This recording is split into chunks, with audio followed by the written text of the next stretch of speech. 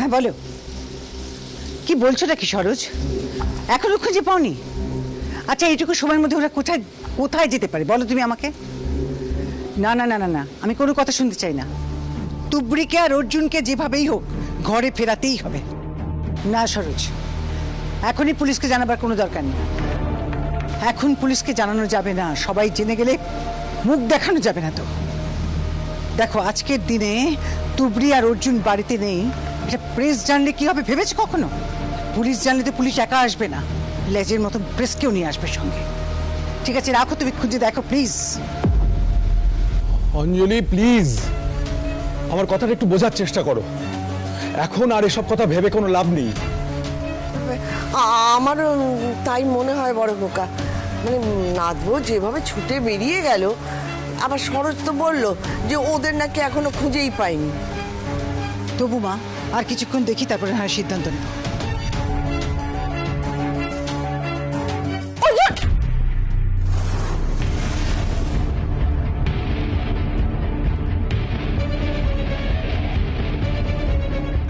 দাদু ভাই,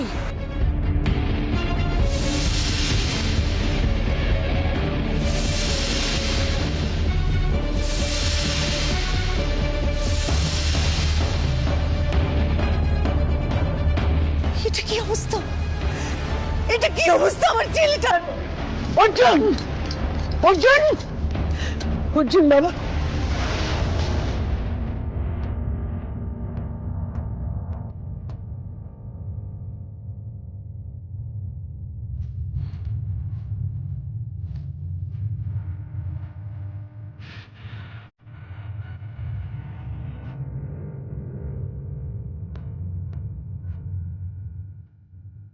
বসো ভাব, চলো।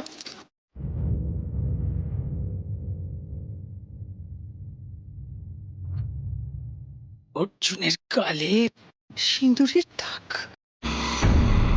দিদি, দিদি তুমি একবার সরোজ বাবুকে ফোন করে দাও, বলো বাড়ি চলে আসতে।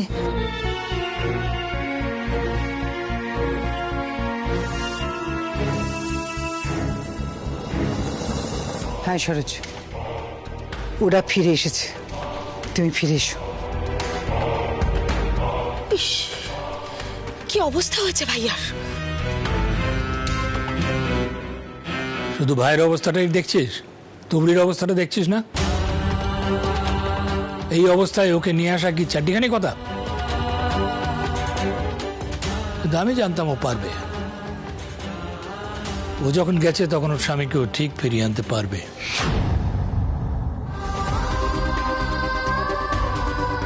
বেহুলা জমের হাত থেকে তার স্বামীকে ফিরিয়ে নিয়ে এসেছিল, দেহ তো অনেকটা সেই রকমই।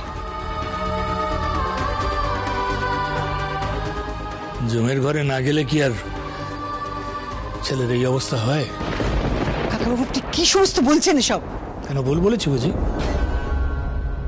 ছেলের অবস্থাটা দেখতে পাচ্ছ না? নেহাত তুবড়ি ছিল তাই ওকে ফিরিয়ে নিয়ে এসেছে, নাহলে কি হতো একবার ভাবতে পারছো? বৌমা, এবার বোধহয় তুমি বলতে পারো যে তুবড়ি তোমার যোগ্য বৌমা। কথাটা তো আমি কখনোই অস্বীকার করিনি কাকাবাবু। এই শিক্ষা হয়েছে ওর, এই বুদ্ধি হয়েছে। স্বামী স্ত্রীর মধ্যে ঝগড়া হবে, অশান্তি হবে, তার জন্য মাঝরাতে গিয়ে ওকে ড্রিঙ্ক করতে হচ্ছে। কেন নিয়ে এলে ওকে ফিরিয়ে? যেখানে যেভাবে পড়েছিল সেভাবেই পড়ে থাকতে দিতে তুমি। ওনাকে তো ঘরে ফিরিয়ে আনতে হতোই দিদি ভাই। আজকের দিনে যদি ওনাকে আমি ঘরে ফিরিয়ে আনতে না পারতাম, তাহলে আমি ওনার কেমন স্ত্রী? আজ রাতে উনি ওনার নিজের ঘরেই থাকবেন।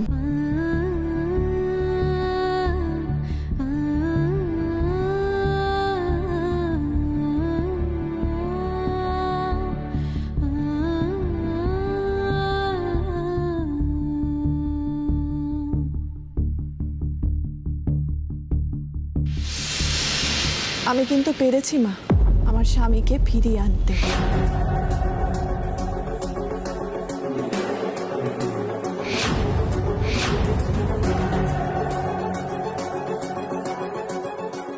তাই তো দেখছি। তো তুমি কি এই ক্রেডিটটা নেবার জন্যই অশান্তি করে আমার ছেলেটাকে বাড়ি থেকে বেরিয়ে যেতে বাধ্য করেছিলেন? অশান্তিটা করো কেন বলো তো? তাহলে তো আমাদের এত ঝামেলা পোহাতে হয় না, আমাদের এত টেনশন করতে হয় না। আচ্ছা, এই শহরের সমস্ত নাইট ক্লাব কি তোমার চেনা?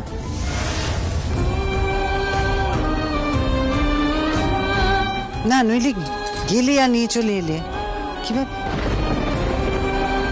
শুনেছিলাম তো তোমরা নাকি খুব গরিব, আর এই সমস্ত জায়গাও তো শুনেছি খুব এক্সপেন্সিভ। কিভাবে ম্যানেজ করতে সে খরচ?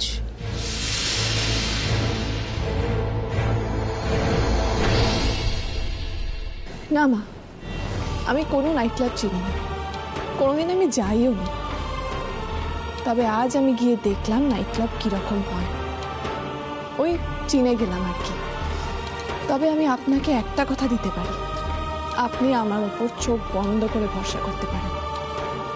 আপনার ছেলেকে যদি কেউ নরকেও লুকিয়ে রাখে না, আমি নরকের রাস্তাও চিনে ওনাকে এখানে ফিরিয়ে আনবো।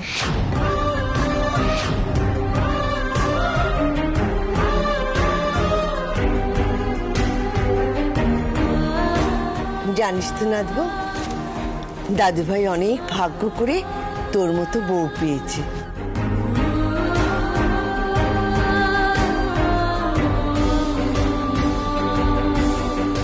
ভাইয়া, ভাইয়া, ভাইয়া, ওঠ ওঠ ওঠ, এবার চড় খাবি আমার কাছে একটা, ওঠ।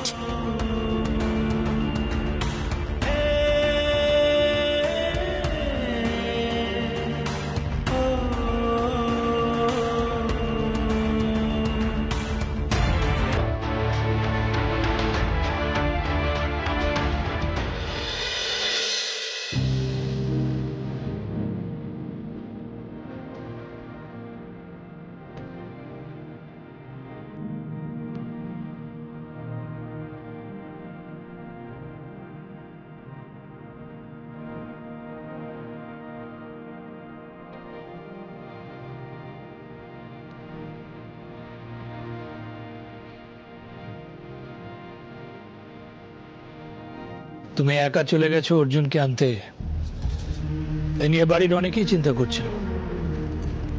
আমি কিন্তু করিনি। আমার বিশ্বাস ছিল তুমি যখন গেছো তখন অর্জুনকে ঠিক ফিরিয়ে নিয়ে আসবে। তবে একটা কথা আমি বুঝতে পারছি তুবড়ি, এই লড়াইটা তোমাকে এখন বেশ কিছুদিন লড়তে হবে। আশীর্বাদ করুন ছোট দাদু, এই লড়াই যেন আমি জিততে পারি। আমার আশীর্বাদ তোমার সঙ্গে আছে, থাকবে। দেখো তুবড়ি, তোমাকে তো আমি বিয়েতে কিছু দিতে পারিনি। তুমি এই লড়াইটা লড়বার জন্য আমার কাছে কি উপহার চাও বলো, তুমি যা চাইবে আমি তাই দেব।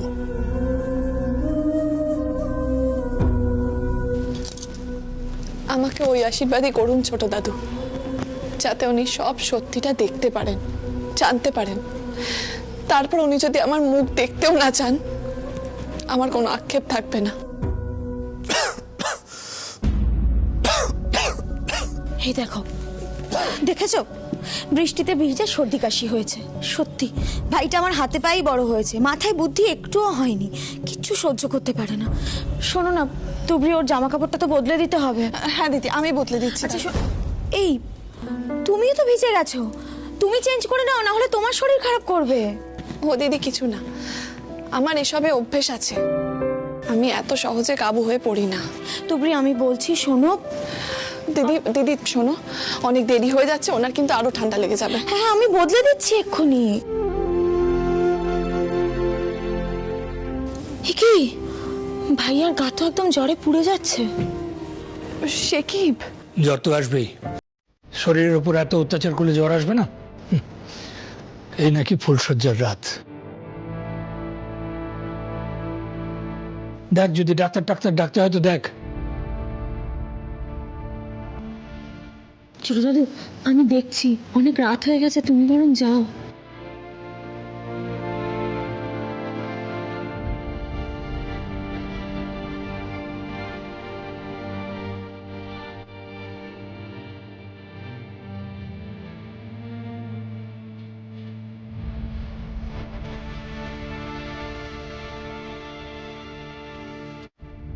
সত্যি এই অবস্থায় গিয়ে তুমি যদি না ছেলেটাকে নিয়ে আসতে, তাহলে যে ও কোথায় পড়ে থাকতো কে জানে।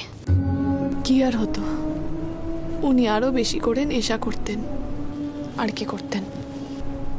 আমি এটাই ভেবে অবাক হচ্ছি যে এত ভালো একটা মানুষের সাথে এরকম চক্রান্ত হচ্ছে। কিছু বললে? না না দিদি ভাই, কিছু না। সরো, আমি জামা কাপড়গুলো বদলে দিচ্ছি। হ্যাঁ।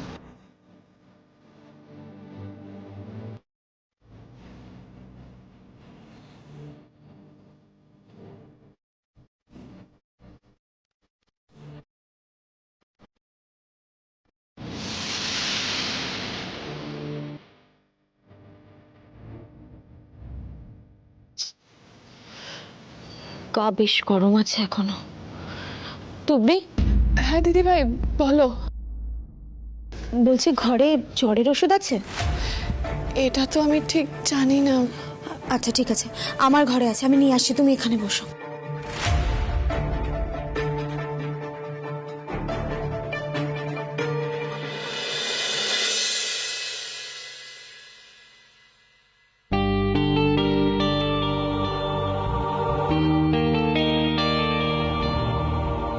এ কি, জ্বর তো বেড়েই যাচ্ছে, জলপট্টি দিতে হবে।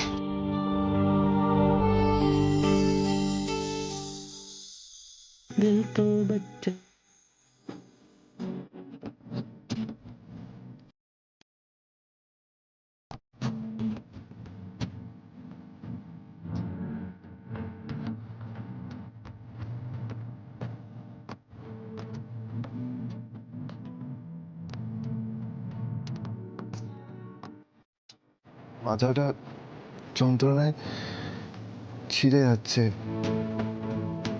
হাতটা সরিয়েও না, আমার ভালো লাগছে।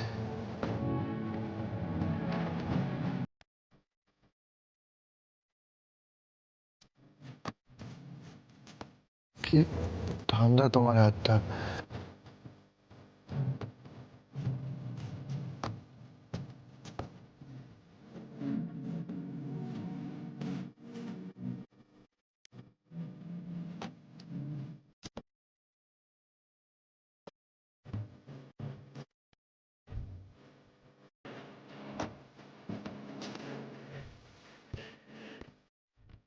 কি আরাম।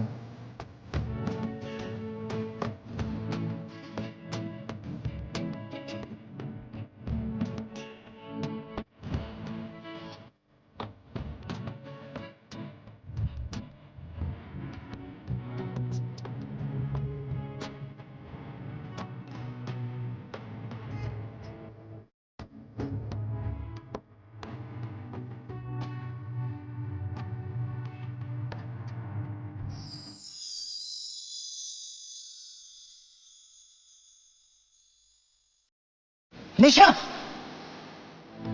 অর্জুনের এই অবস্থা হলো কি করে? আন্টি ও ড্রিঙ্ক করেছে বলে এরকম অসুস্থ বোধ করছে। তার মানে তুমি ওকে আটকে রাখতে পারোনি, নেশা ওকে আটকে রেখেছিল, তাই তো? তোমাকে আমি বলেছিলাম কিন্তু নিশা, যে অর্জুনকে নিয়ে তুমি যদি খেলো, আমি তোমাকে ছেড়ে কথা বলবো না। আন্টি বিশ্বাস করো, আমি ওকে অনেক বারণ করেছিলাম, কিন্তু ও আমার কোনো কথাই শুনলো না। ও তো বারবার বলছিল যে আমার মাতে অপমান করেছে, আমি সেটা মেনে নিতে পারছি না, আমাকে ভুলতে দাও নিশা। বিশ্বাস করো, ও শুধু তোমার কথাই ভাবছিল, ও তুমির কথা একবারও ভাবেনি। ও তুবড়ির কথা একবারও ভাবেনি, ও তোমার কথাই ভাবছিল। ব্যাস, সেটাই তো ভাবার কথা ছিল। আমি তো তোমাকে বলেছিলাম অর্জুনকে দিয়ে সেটাই ভাবাতে,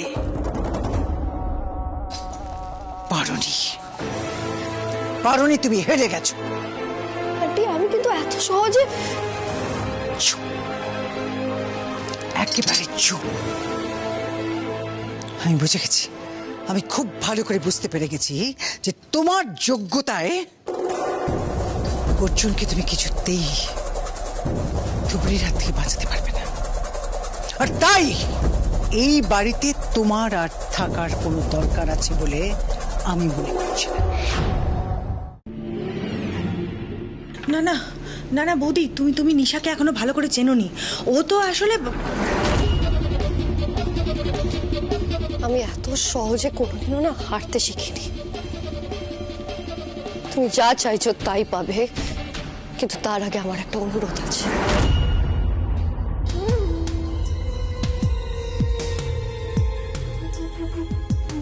তুমি আমায় কটা দিন সময় দাও, কিন্তু আমি কি করে কাজ করছি সেটা তুমি আমায় জিজ্ঞেস করতে পারবে না। মানে অর্জুনের ওর কিছু হবে না, অর্জুনের কোনো ক্ষতি হবে না, এই কথাটা আমি তোমাকে দিলাম।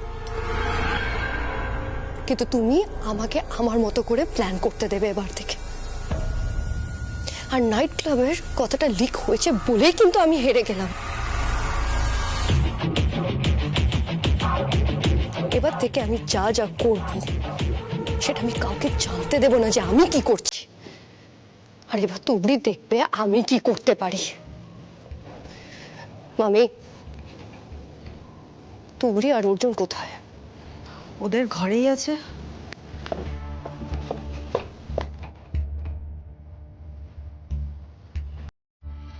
তুমি কোথায় যাচ্ছ? বলুন না, কিছু জিজ্ঞাসা করা যাবে না? ঠিক আছে, জিজ্ঞেস করবো না, কিন্তু নজরও রাখবো না।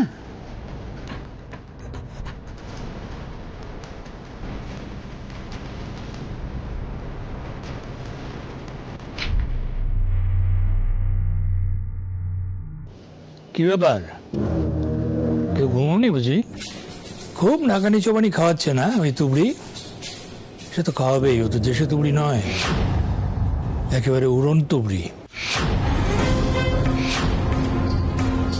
এই কথা কেন বলছেন কাকাবাবু? আচ্ছা বৌমা, নিশা না হয় আমাকে চেনে না, কিন্তু তুমি তো চেনো, দেখছি তো সব, বুঝছো? চুলে তো এমনি এমনি পাক ধরেনি। ছোটবেলা থেকে অর্জুন কি খাবে, কি পরবে, এই সমস্ত ব্যাপারে ওর মতামতকে কোনো গুরুত্ব না দিয়ে তুমি নিজেই সব ঠিক করে দিয়েছো। তা আজ কি হলো? তুমি থাকতে অর্জুন ওর ফুলসজ্জার রাতে নিজের বউকে ছেড়ে কি করে বেরিয়ে গেল বৌমা?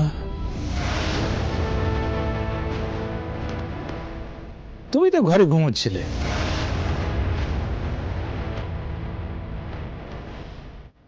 হ্যাঁ হ্যাঁ, আমি এইমাত্র শুনলাম। আচ্ছা, তোমার ঘরের ছাদে কি ফুটো আছে নাকি? তোমার জামা কাপড় সব তো ভিজে গেছে দেখছি। না দেখো, অন্যের পোশাক নিয়ে কথা বলার মতো প্রবৃত্তি আমার নেই, তবে একটা কৌতূহল তো থাকে। আচ্ছা, তুমি কি মানে এই ধরনের পোশাক পরেই রাত্রে ঘুমোতে যাও? না, আমি কি করব? আমি দেখলাম অর্জুনকে কষ্ট পেতে, তো তাই। আপন পর বুঝতে শেখো। অর্জুন অন্য কারো স্বামী, অন্য কারো ছেলে, তোমার কে? পরের বাড়িতে বসে তাদের আর কত উপকার তুমি করবে মা? কিন্তু আমি তো। কাকাবাবু, নিশা আমাদের গেস্ট। তাই নাকি? ও তুমি সেটা জানো? যাক, জেনে বড় খুশি হলাম।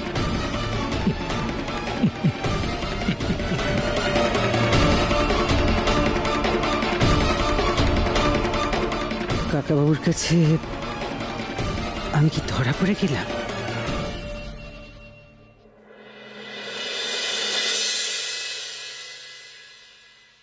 ছাড়ুন। না, কি করছেন? ছাড়ুন, আপনার জ্বরটা বাড়ছে, জল পড়তে দিতে হবে।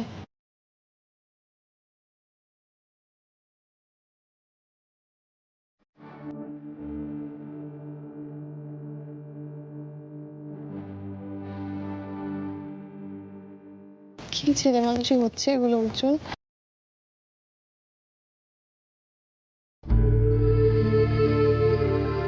তুবড়ি, এ নাও। দিদিভাই, তুমি ওষুধটা বার করো, আমি জলটা নিয়ে আসছি।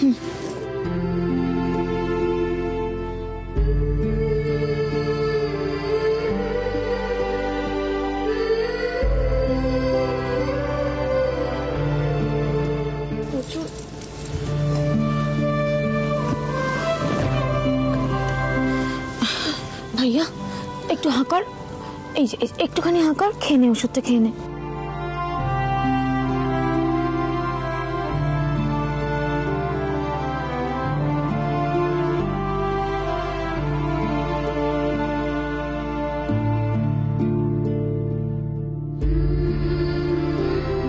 আচ্ছা দিদিভাই, তুমি এক কাজ করো, একটা বাটিতে একটু জল আর কাপড় নিয়ে আসো। ওনার জ্বরটা না খুব বাড়ছে, জল ভর্তি আর সারা গায়ে স্পঞ্জ করতে হবে, না হলে জ্বরটা নামবে না। আমি আনছি তুবড়ি।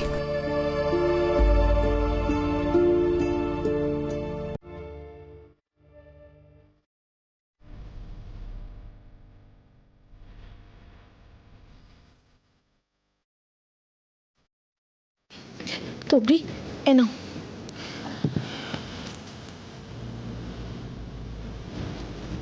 বলছি, কাউকে কি খবর দেব?